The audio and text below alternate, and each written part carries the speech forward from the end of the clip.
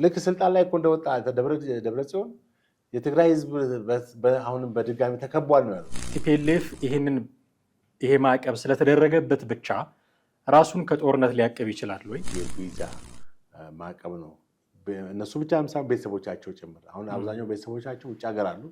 እነሱ ምንም አይነት የቪዛ እንትን አያገኙም ማለት ነው። የፌዴራል መንግስቱስ በዲፕሎማሲው ረገድ ምንድን ነው የሚጠቅመው? በአሜሪካ አይን ህወሓት ጥፋተኛ ነው ተብሎ የቪዛ እገዳ ባለስልጣኖቻችሁ ላይ መጣሉ ለፌዴራል መንግስት ውስጥ የሚሰጠው ጠቀሜታ ምንድን ነው? በህወሓት ላይ ይህን መግለጫ ማውጣታቸው አንድም ለኢትዮጵያ መንግስት ትልቅ የዲፕሎማሲ ድል ነው። በሁለተኛ በኩል ደግሞ ህወሓት የሚያስደነግጥ ነው። ህወሓት ለጦርነት የሚያደርገውን ሽርጉድ እያደረገ ያለው አታሞ እየደለቀ ያለበትን ሁኔታ እንትን ይላል ጋብ እንዲል ያደርገው ይችላል። ኤርትራም ፋኖም ትንሽ እንደው እግራቸውን ሰብሰብ ለማድረግ አይገደዱም። ምክንያቱም እንዲህ አይነት ማዕቀብ የህወሓት ሰዎች ላይ በአሜሪካ መንግስት ከተጣለ ከሱ ጋር የምንሰራ እኛ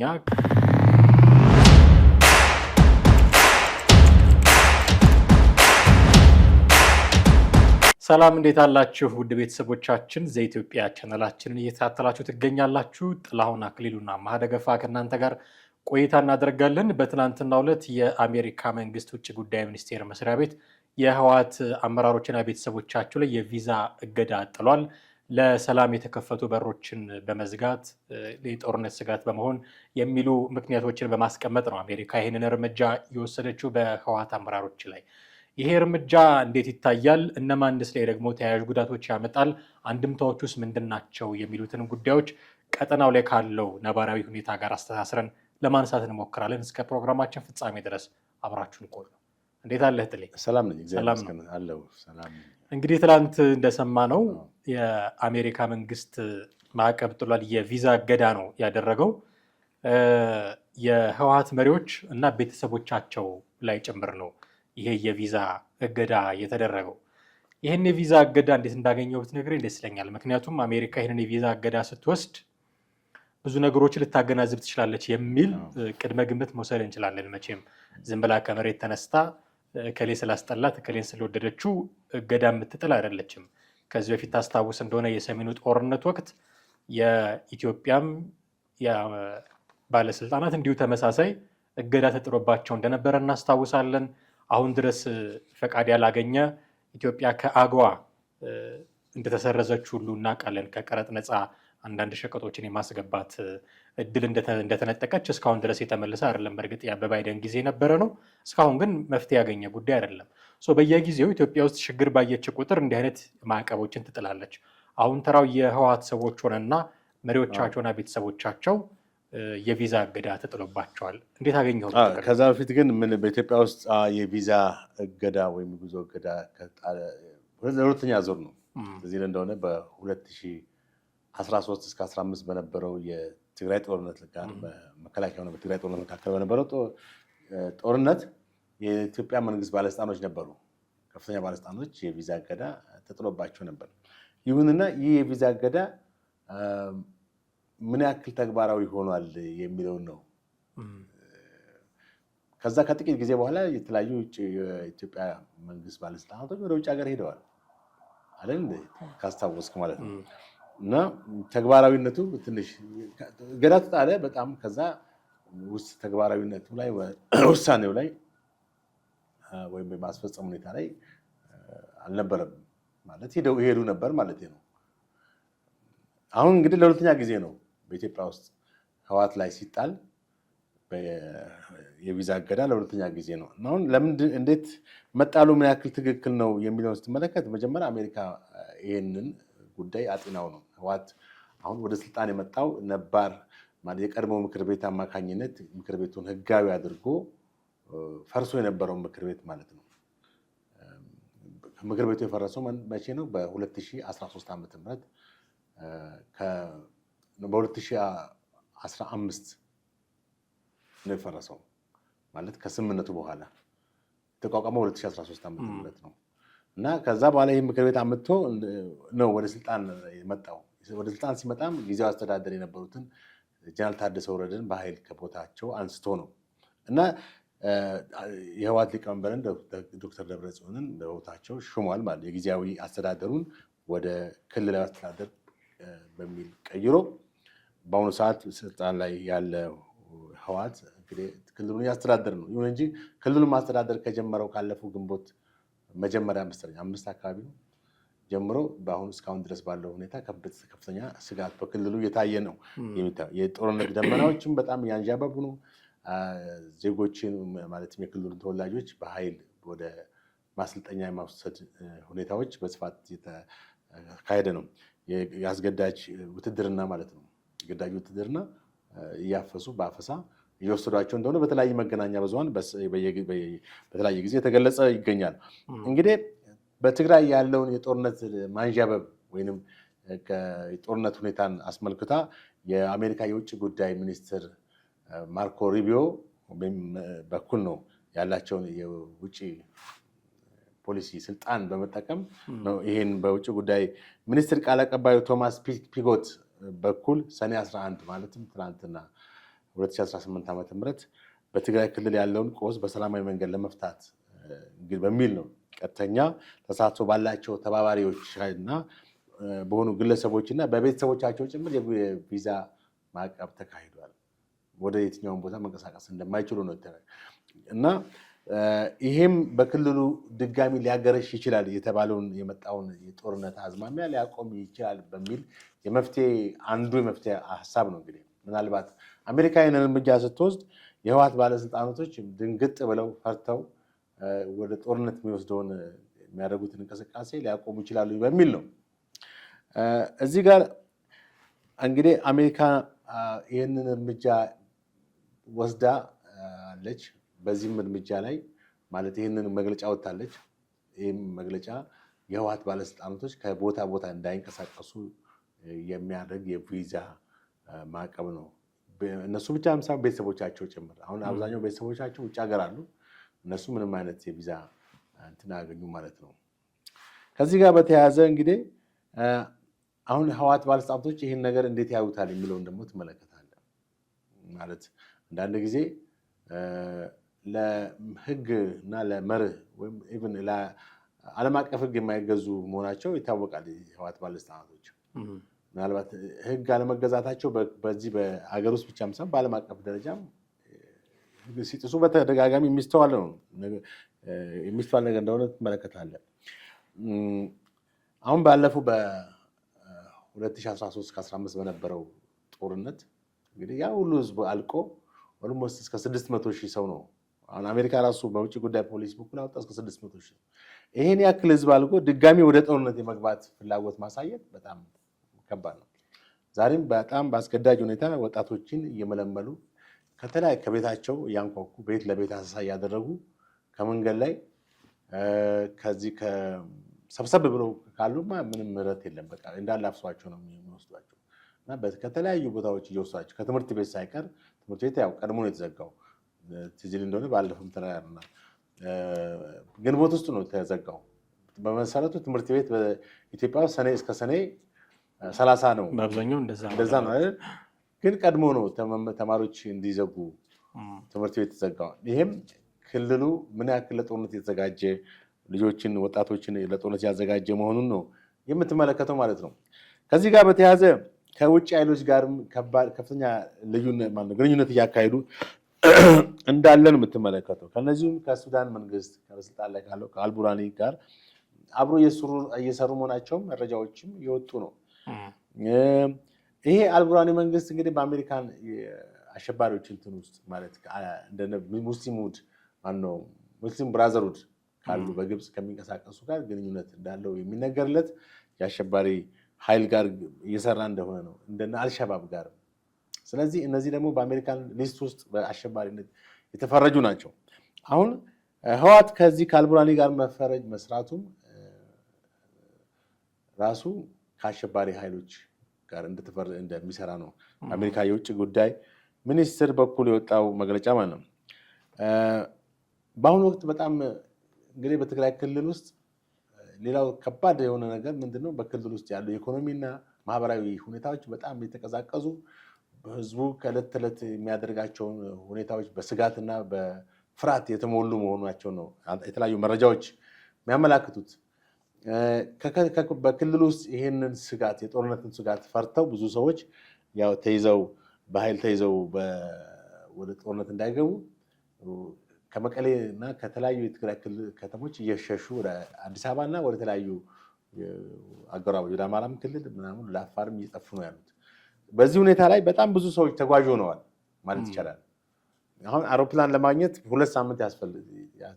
2 ሳምንት ኦልሬዲ ተያዘ ማለት ከመቀሌ ወደ አዲስ አበባ ለመምጣት ማለት ነው። ከዚህ ወደ መቀሌ ደግሞ በጣም ክፍት ነው። ወደዛ መሄድ ሰው ስለሌለ ክፍት ነው። ወደ ጦርነት ትሄዳለህ እንዲያው ጦርነት ሊካሄድበት ያለ ክልል ሆኖ ማንም ሰው ወደዛ ሊሄድ አይችልም።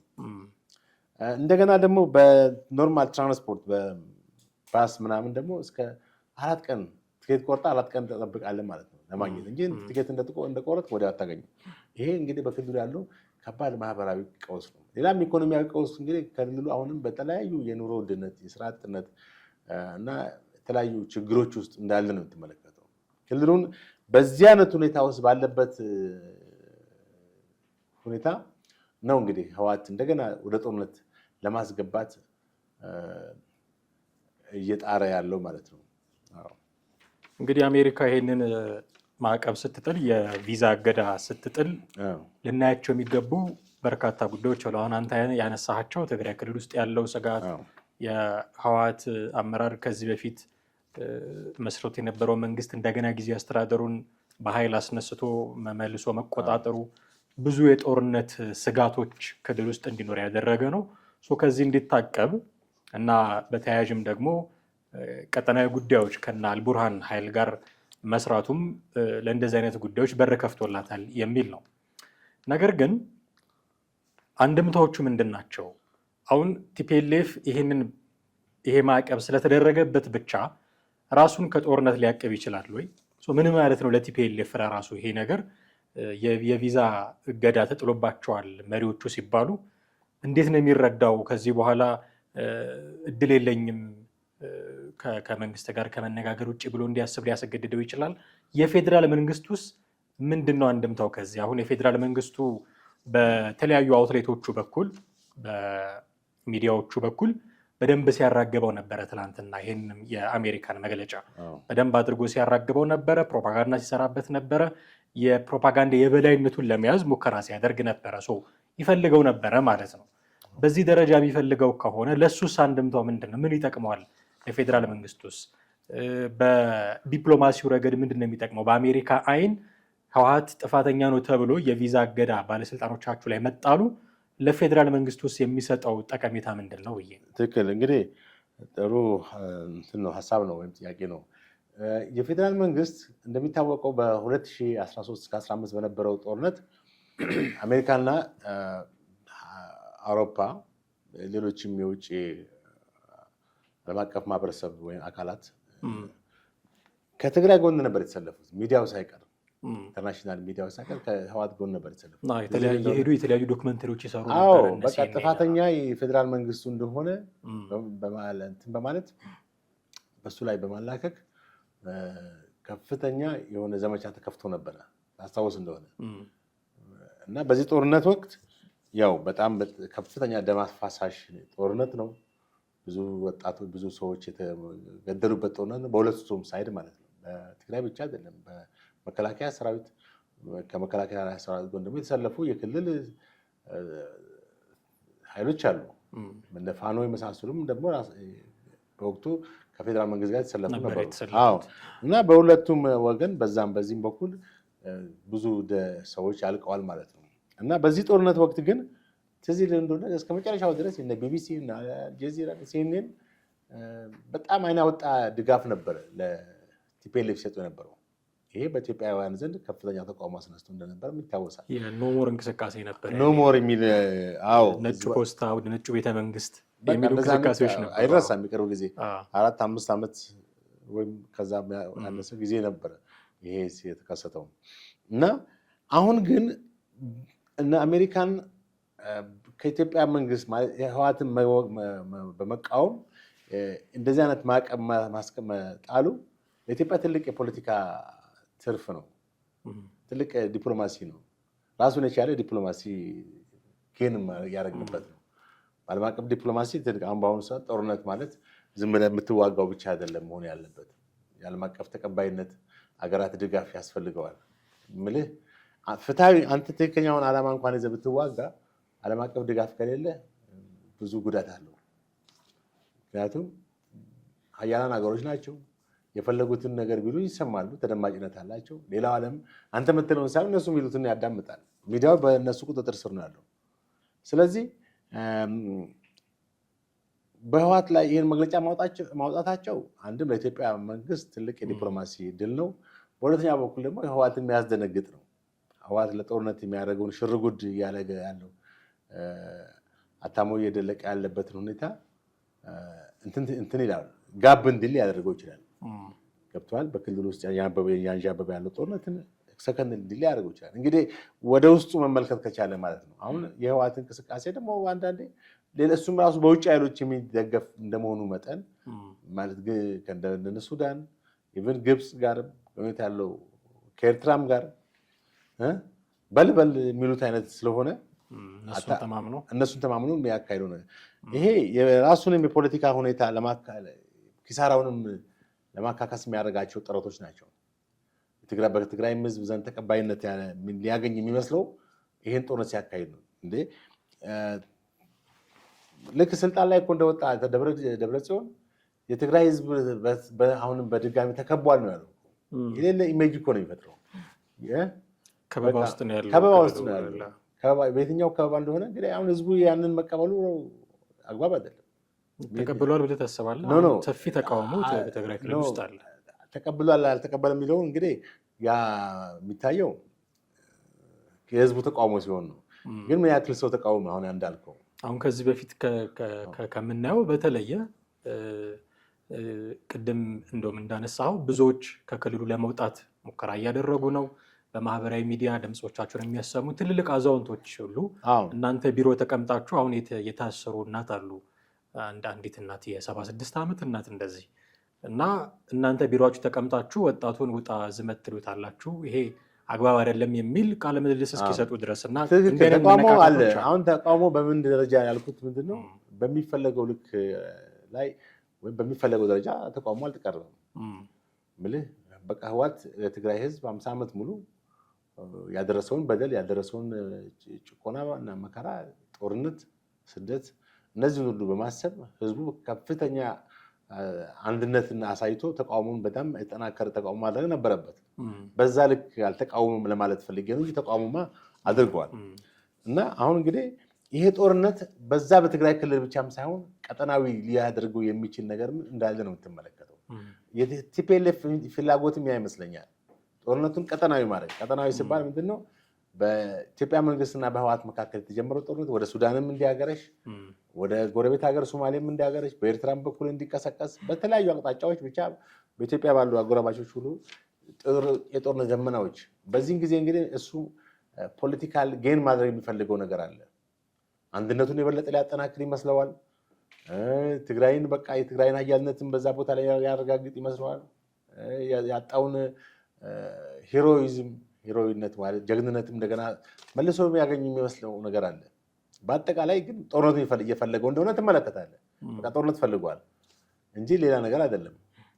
አሁን የፖለቲካ እንትን አይደለም እዚህ ጋር የምትመለከተው፣ የፖለቲካ ቋንቋ አይደለም።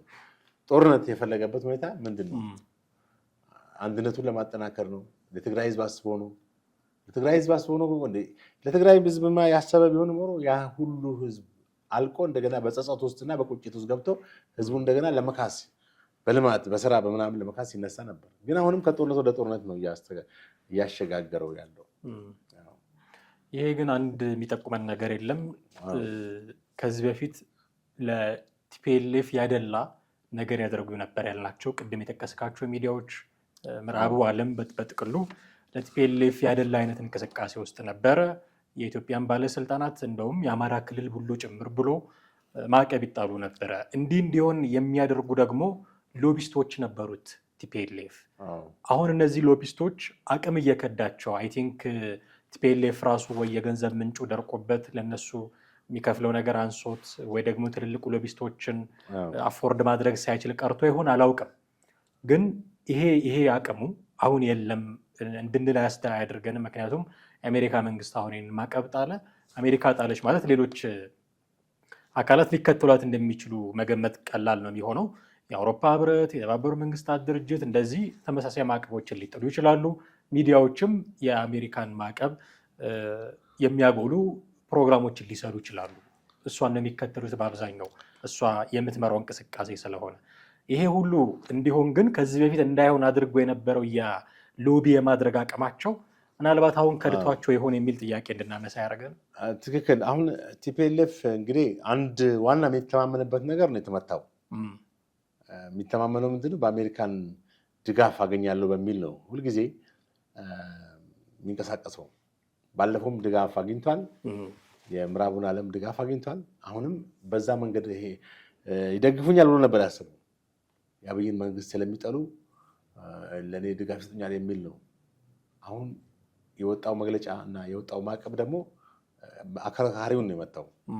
ስለዚህ ከዚህ በኋላ ያለውን ቲፒኤልኤፍ ደግሞ ምናየው ይሆናል፣ ምን አይነት አቋም ይይዛል የሚለውን ምንመለከተው ይሆናል። እንግዲህ የጦርነት እንትን አውጥቷል፣ ህግ አውጥቷል ማለት አዲስ ፕሮፌሰር ክንዳያ ገብረሕይወት ናቸው። ይሄ የአራዊት ህግ ነው ብለው ገልጸውታል። ትክክል። አዲስ በጣም አስደንጋጭ የሆነ ህግ ነው። ባለ 44 ገጽ እና በ6 ምዕራፎች የወጣ ህግ ነው። ክልል መንግስት በመሰረቱ እንግዲህ ህግ ማውጣት የሚችለው ፌዴራል መንግስት ነው። በጣም በሚገርም በተወካዮች ምክር ቤት በኩል ህግ ማውጣት አይችልም። ትግራይ ክልል ራሱን እንደ ተገነጠለ አንድ ክልል ነው ራሱን ትሪት እያደረገ ያለው። ስለዚህ ይህንን ባለ 44 ገጽ እና በ6 ምዕራፎች የተዋቀረ የሞት ቅጣት የሚያስቀጡ የሚያሳስሩ ይሄ በጣም ከባድ ነው። አንደኛ የግዳጅ ወታደራዊ ምልመላና አፈሳን፣ የሰብአዊ መብትና ጥሰትን ስጋትን በክልሉ ያስከተለ ነው። ቀጠናዊና ሀገራዊ ውጥረትን፣ እነዚህ የመሳሰሉ ነገሮች አሉት እና ሞትን ጨምሮ ሞትን ሁሉ እንግዲህ አሁን በኢትዮጵያ ውስጥ የሞት እንትን አለ እንዴ? በህገ መንግስቱ አለ። ብዙ ጊዜ ሲፈጸም የፕሬዚዳንቱን ፊርማ ስለሚፈልግ እነሱ በእድሜ ልክ እስራት ብዙ ጊዜ ሲቀየር ነው የምናየው። ህጉ ደግሞ እንደገና ማንኛውንም ሀሳብን የመግለጽ መብትንም ሁሉ የተጻፈን ሀሳብን በተለይ ማህበራዊ ሚዲያ ማጋራትና የመሳሰሉት ነገሮች ሁሉ ተጠያቂ የሚያደርግ ከ2013 ጀምሮ 5 ዓመት ወደኋላ ሄዶ ተግባራዊ እንዲሆን የተደረገ እና የህግና የፍርድ ቤትን ዳኝነት ነፃ በአደባባይ የጣለም ነው። ዳኞች የቀረበላቸውን ተከሳሽ ነፃ የማድረግ መብት የላቸውም። አንድ ተከሳሽ ቢቀርብ ዳኛው በነፃ የማሰናበት መብት የለውም። በቃ ዳኝነቱ ራሱ ፖለቲሳይዝ ሆኗል። የፖለቲካ ዳኝነት ነው እንጂ የህግ ወይም የፍትህ ጉዳይ አይደለም ማለት ነው። በአጠቃላይ አፋኝ የሆነ ስርዓት ሆኗል። በጣም ፈላጭ ቆራጭ የሆነ ስርዓት ሆኗል። ክልል ውስጥ ታይቶ በማይታወቅ ነው። ድሮም ያው አፋኝ ነው። አሁን ደግሞ የበለጠ ቶታሊታሪያን ሙሉ አብሶሉት የሆነ ዲክታተር ሆኗል ማለት ነው። ፍጹማዊ አምባገነን ከዲክታተርነት ወደ አብሶሉት ዲክታተርነት ገብቷል። ይሄ ነው እንግዲህ አጠቃላይ በክልሉ ውስጥ ያለው የጦርነት ደመናዎች የምትለው ማለት ነው። እንግዲህ ይሄ የአሜሪካ የቪዛ እገዳ ለራሱ ለህወሓትም ለፌዴራል መንግስቱም ምን አይነት አንድምታዎች አሏቸው የሚሉትን ነገሮች አይተናል። ከህወሓት ጋር አብሮ በመስራት የምናውቃቸው ሌሎች ኃይሎች ደግሞ አሉ። አገር ውስጥ ፋኖ አለ፣ ውጭ ደግሞ የኤርትራ መንግስት አለ። የሚታወቅ ነው። ሰሞኑን በጣም በደንብ ክልሽ ሆኗል። እንደውም ጉዳዩ ጽምዶ ሲባል ነው የምንሰማው። አሁን እነዚህ አካላት ኤርትራም ፋኖም ትንሽ እንደው እግራቸውን ሰብሰብ ለማድረግ አይገደዱም። ምክንያቱም እንዲህ አይነት ማዕቀብ የህወሓት ሰዎች ላይ በአሜሪካ መንግስት ከተጣለ ከሱ ጋር የምንሰራ እኛ ከዚህ ማዕቀብ ነፃ የማንሆንበት ምክንያት ላይኖር ይችላል በሚል ምናልባት ፈራተ በውስጥም ሊገባ ይችላል እና የኤርትራ መንግስትና የፋኖ ኃይል አሁን ይሄ ጽምዶ በሚባለው በኩል ሊደረግ የነበረውን ከህወሓት ጋር ሊደረግ የነበረውን ጥምረት እንደገና ማጤን የሚጀምረው አይመስልም? ትክክል። ሊጀምሩ ይችላሉ። እንግዲህ አሁን ሊጀምሩ ይችላሉ ብዬ አስባለሁ። በጤናማ አእምሮ አገናዝበው የሚሄዱ ከሆነ አለበለዚያ ያዳቆነ ሰይጣን ሳያቀስ አይለቅም እንደሚባለው በዛ መንገድ የሚሄዱ ከሆነ ደግሞ ያው ኃላፊነት ባልተሰማቸው ሁኔታ ህዝብ ነው የሚሞተው፣ ህዝብ ነው የሚያልቀው። ሊቀጥሉበት ይችላሉ። በተጀመሩት የጥፋት ሊቀጥሉበት ተመሳሳይ ጽምዶ የተባለው አንድነትን የህወሓትና የትግራይ ክልልና ኤርትራን ወይም የኤርትራ ሰራዊትና አሁን ጽምዶ እኮ የትግራይ ህዝብና በትግራይ ህዝብና በኤርትራ ህዝብ መካከል አይደለም። ያው የኤርትራ መንግስት እንደዛ ብሎ ማስተባበያ ሰጠ እንጂ እንዴት ማለት ነው? የደብዳቤ ጽፎ ነበር ለተባበሩ መንግስታት ድርጅት። የኢትዮጵያ መንግስት ጽምዶ ብሎ የሚከሳው የኤርትራ መንግስት እና ህወሓትን ጥምረት ነው። ነገር ግን ጥምረቱ የህዝብ ለህዝብ ነው የሚል ማስተባበያ ነው። ህዝብ ለህዝብ መቼ ተጋጨ? መጀመሪያም እኮ ጦርነት የሚካሄደው በህዝብ ለህዝብ አይደለም።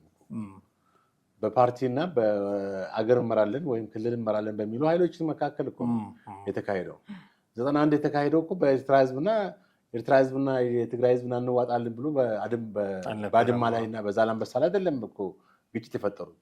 ያም ወደዛ ይሄዳል፣ ያኛው ድንበር ይሄዳል። ኖርማሊ እኮ ኮሚኒኬት ያደርጋሉ እነዛ ህዝቦች፣ ተዋልደዋል፣ አብሮ ኖረዋል ዘመናት። ችግሩ የተፈጠረው በወያኔ እና በሻዕቢያ መካከል ነው። ያው እንደው በወቅቱ የተባለው ምንድነው ሌባ ሲሰርቅ ይስማማል፣ ሲከፋፈል ነው የተባለው። የ7 ዓመት ወዳጅነታቸው 91 ዓመት ላይ ፈረሰ። ከዛ ወደ ጦርነት ገባ። የነሱ ጦስ የኢትዮጵያን ወጣት ሁሉ የጦርነት እሳት ውስጥ ማገደ እና ብዙ ሺህ ወጣት አለቀ በጦርነት። እስከ 70 ሺህ የሚጠጋ ህዝብ ሞቷል። እና አሁንም ግን ከዛ በኋላ ደግሞ የዚህ 2013 4 ዓመት በፊት የተካሄደው ጦርነት ነው።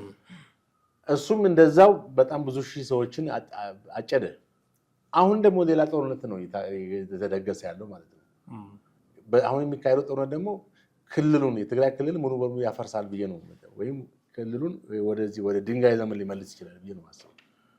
ከአሁኑ እንደው ልቦና ገዝተው እንትን ጋር ነው እና የጽምዶ እንግዲህ በነሱ በሁለቱ መካከል ነው። ኖርማሊ ምንም የሚሸውዱት ነገር የለም። ወይም በቃላት ብዛት በወረቀት ብዛት እንትን በመጽሐፍ ላይ የሚሆን ነገር የለም። በትክክል ምን የሚታወቀው የኤርትራ ሻዕቢያ እና ወያኔ እንደገና አንድነት ፈጥረው አንድነታቸውን ምንድነው ከእውነተኛ ከልብ የመነጨ አንድነት ሳይሆን ለፖለቲካ ጥቅም በኢትዮጵያ መንግስት ላይ ለመነሳት ወይም ጦር ለመምዘዝ ያደረጉት ነው። በዚህ አጋጣሚ ደግሞ የዚህ አማራውን ፋኖንም ወደ ጽምዶ በማስገባት የወታደራዊ አጋርነታቸውን በማጠናከር ነው ጦርነት ለመክፈት ዝግጅት ላይ ያሉ። ስለዚህ እነሱ የሚያስተባብሉበት መንገድ ህዝብ ለህዝብ ነው፣ የማይመስል ነገር ነው። ስለዚህ በዚህ ጊዜ ነው አሁን የአሜሪካ ማዕቀብ የመጣው። ሊያስቡበት ይችላሉ ወይ ብዬ ነበር። አዎ እንግዲህ በሳሌ በሆነ ሁኔታ ካሰቡት ነገሩን በጥልቀት ካዩት የሚያስከትለውን ነገር አሜሪካ ማዕቀብ ከጣለች በኋላ መወራጨት ምንም ዋጋ ሊያመጣ ይችላል። እኛ ላይ ራሱ ምን ያክል ተጽዕኖ አሳደሩ አይታል አይደለ?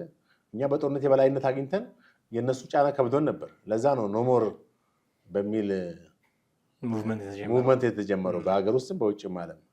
የዲያስፖራውን እንቅስቃሴ ቀላል አይደለም። በዛን ጊዜ ዲያስፖራው አንድነቱን ባያሳይ በአሜሪካን ትላልቅ ከተሞች፣ በአውሮፓ ከተሞች፣ በተለያዩ በካናዳም ቢሆን እና ይህ ነው ለውጥ ማለት ውጤታማ ያደረገው ጦርነት ሁኔታ ማለት ነው።